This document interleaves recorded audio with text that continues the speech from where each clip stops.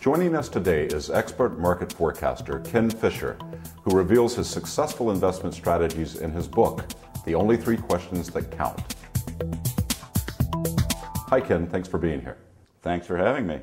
So Ken, what are these three questions? Well, the first question is, what do you believe that's actually false?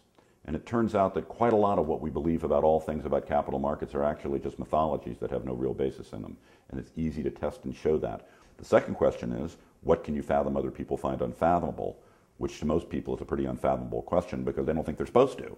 They think if the experts can't fathom it, why should I be able to? And going back to my first question, if the experts can get all those mythologies wrong, then you're not looking for them to fathom things. Who's left but you? And then the third one is, what in the heck is my brain doing to blindside me now? And intuitively, we know that our brains were not set up to do capital markets. Our brains were set up to do other things a very, very long time ago. And so what comes from that is how to reframe the way your brain thinks about things so you think about them more correctly.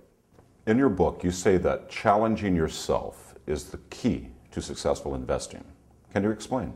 There's a third-party independent rating source that rates public prognosticators that says that since 2000 I've been the most accurate of all public prognosticators, and it says I'm wrong 30% of the time. Now, forgetting about whether I'm very good or not, if the most accurate they can find is wrong 30% of the time, you better get used to being wrong, and you better get used to how to deal with being wrong. The key is to improve yourself, and so there I go back to my questions, and the three questions and the only three questions that count really help the investor both minimize error, see things other people don't see, and see where your own brain is leading you astray. Your portfolio strategy column has been running in Forbes for 22 years now. How have your market predictions been so accurate for so long?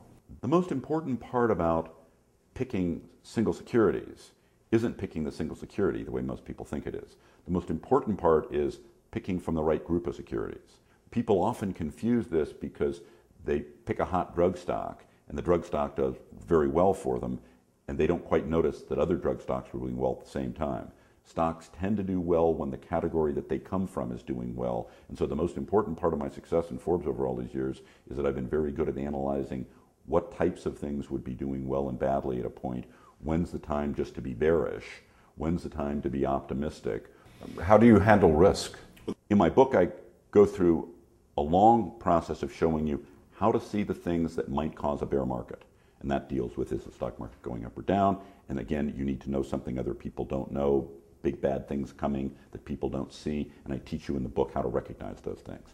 The other is, you start with the whole world stock market, the Morgan Stanley World, as I show you as a benchmark, or the Morgan Stanley ACWI Index, which is the entire world stock market, and then you simply ask the question, based on using the three questions from my book, what is it that I know that other people don't know that leads me to vary from that world?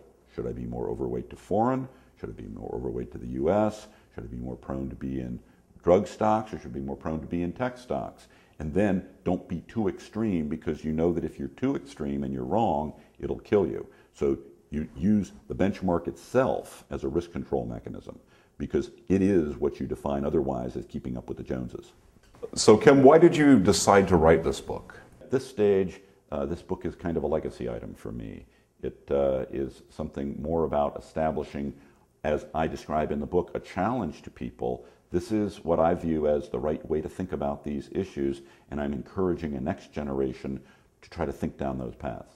Wonderful, Ken. Well, thank you very, very much for being with us today. Thanks for having me. Ken Fisher's The Only Three Questions That Count will give investors the edge to make money consistently year after year.